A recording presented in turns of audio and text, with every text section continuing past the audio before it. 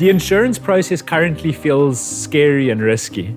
It feels like it's going to be time-consuming, it feels like it's going to be expensive, and it feels like with all of the complexity that even though I don't know quite how, I feel like I might not be getting the best deal somewhere in it, but I don't know how that looks like. And if you look at how the technology companies have emerged over the last 20 years, they've had to deal with exactly the same challenge. They've moved people from a place of fear towards a place of confidence in technology through simplicity of interfaces, through interfaces that come across as friendly, that speak a natural human language, and that don't intimidate me with massive, scary forms and complexities that make me feel stupider than I actually am.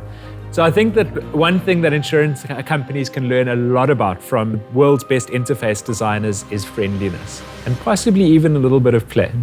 Friendliness and playfulness are not readily associated with our business. Hey, it's a serious thing we do, life and death, in sickness and in health. But we could make ourselves friendlier to deal with and remove some of the frustrating friction, even add a bit of fun to the mix. Hello, I'm Ross Campbell, leading on digital at Gen Re and your host for this podcast series. Join me on an audio adventure that restrings highlights from our global research into compelling considerations for the future, for discussion and exploration with you, your team, your company, and our innovation partners. Episode 9 of 10. I think a lot of the innovations often emerge from just awareness of friction or what might frustrate us or even at times piss us off. There's just friction in so many areas of our worlds. I mean, just think about retail banking, for example. Yes, we might like to do all of our banking via a mobile app these days, but oftentimes we're still forced to go into a bank branch and then put wet ink on a piece of paper to verify our identities when we could do that biometrically via thumbprint on our digital device instead. There's just so much friction built into the system. Where do you see friction? When were you last really frustrated with an experience?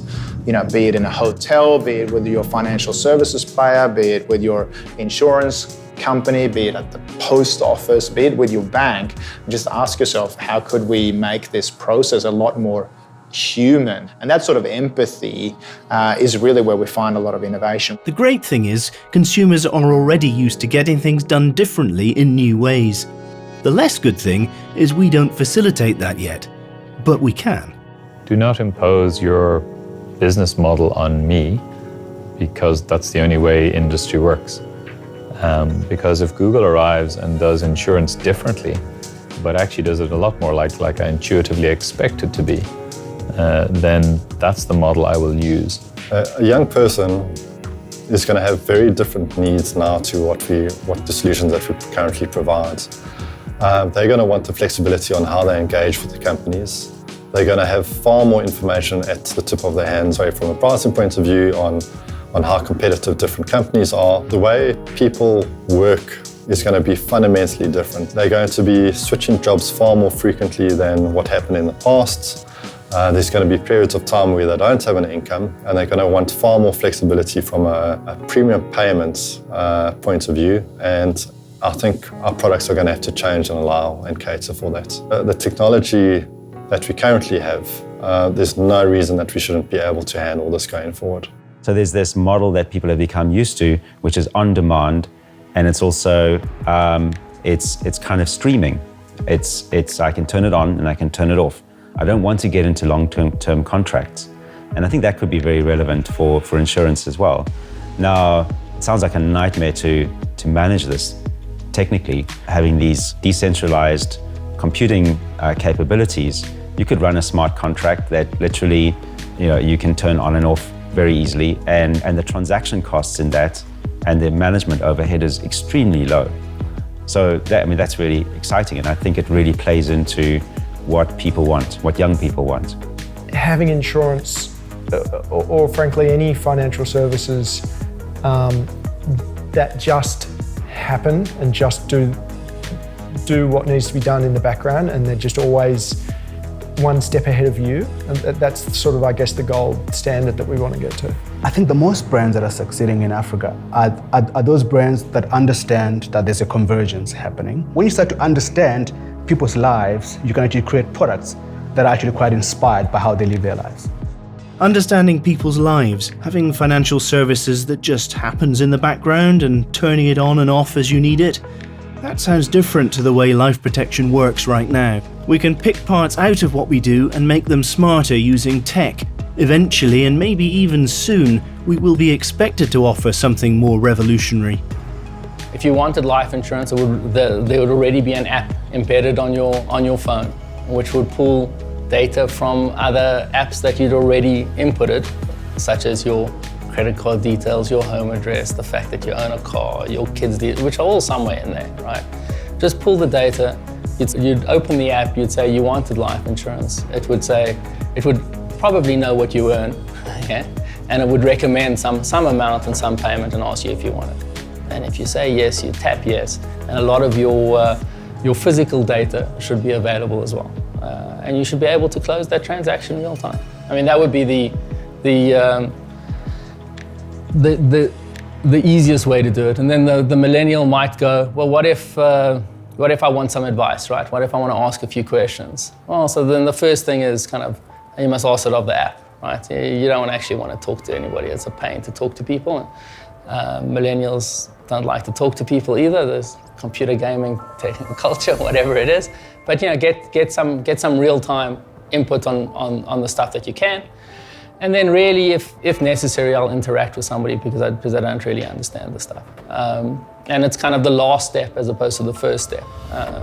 I think just it's about being real-time and as simple as possible. And you can't maybe get there right away, but there's a lot of stuff you could do pretty easily. On the other extreme is something that we believe around augmented, immersive experiences. People seek immersive experiences as well. At the other end of the spectrum, what we have is individuals so comfortable with technology in the augmented worlds. What they're saying is, create this augmented me. Allow this melding between man and machine. Immerse me in a virtual world. Allow me to move the digital and human assets in my work or in my play, and give me these powers, fully well knowing that this is either a Pokemon Go or a virtual world or some sort of immersive game experience, just to enhance what it's like to feel a wow thrill. Either you're making technology drift into the background, or you're creating wow experiences that just allow the man and machine interface to just thrive. Of the 230 main chatbots or conversational commerce platforms, a third of them are a female gender, just slightly less than a third are a male gender, but almost 40% of them are neutral. When we ask business about what persona do you think you want your chatbot or robot to have, they typically say, oh, we know that it needs to be female. Well, actually, when we ask customers, they are perfectly fine for it to be gender neutral and for them to be dealing with a virtual assistant that doesn't actually need to have necessarily human qualities. I think business yet doesn't quite understand that consumers are more advanced in the thinking around this than we know. So it seems like we need to catch up to the customer. But where and how do we start? Karen Kruger has some thoughts. You can start mapping your customer journey and how the customer interacts with you. And once you map every single customer and you collectively put that data together, you have a very clear picture of this is how customers interact, and here's the failure points. And sometimes it's not failure points, it's actually optimization points. And it becomes very clear which levers you can pull to either increase your revenue, reduce some cost, and overall enhance your customer experience. And again, it's something that you can run in loops and see if you change this, what will happen in the future? And is this the right course of action? And how do you back out of it? So suddenly, all of this is possible. And it's about embracing it and lifting what you have, which again, quite ironically, in a big data world, people are constantly looking for external data sources. The richest form of data lives within organizations, and 80% of that generally is untapped. It ultimately boils down to finding an area which you can control, where you have the data and you can interact easily with it, and using that information to change how you interact with your customer and start creating what feels to the customer like quite a personal connection. I feel insurers have always had a personal connection to policyholders. We learn about their personal circumstances in ways other service suppliers never do. We have an emotional link when their lives need to be better, and our help is hugely valued. So how could technology make the connection more real, more dynamic, more helpful? So technology can change the way that we experience insurance. What used to be a completely invisible product can now get an interface of its own. So we can start getting real-time feedback about our own insurance prospects. Insurance can break out of the app even. Where else could insurance live? Could it live directly on our favorite e-commerce store? Could it be built into my favorite fitness app? Where else and how else might I encounter insurance? So once again, I think that we come down to the idea that we've got to bust out of the current paradigm of insurance-oriented thinking as the product is one thing and it needs to be experienced one way. And we've got to get down to the fundamental truth, which is, what are the problems that insurance solves for people? How does it make people feel safer? How does it mitigate against uncertainty? And given the full range of technologies that we have available, how might we match those new technologies to solving the fundamental truth that our industry promises in new and interesting ways? Delivering our promise in new and interesting ways puts friendliness and play on the table for consideration. How can we use technology to engage our customers in more personal, responsive, and even imaginative ways? We really want to talk to you about digital. Call your local Genry office to make that happen, or get in touch with me direct. And please join me in the next podcast to hear more insights.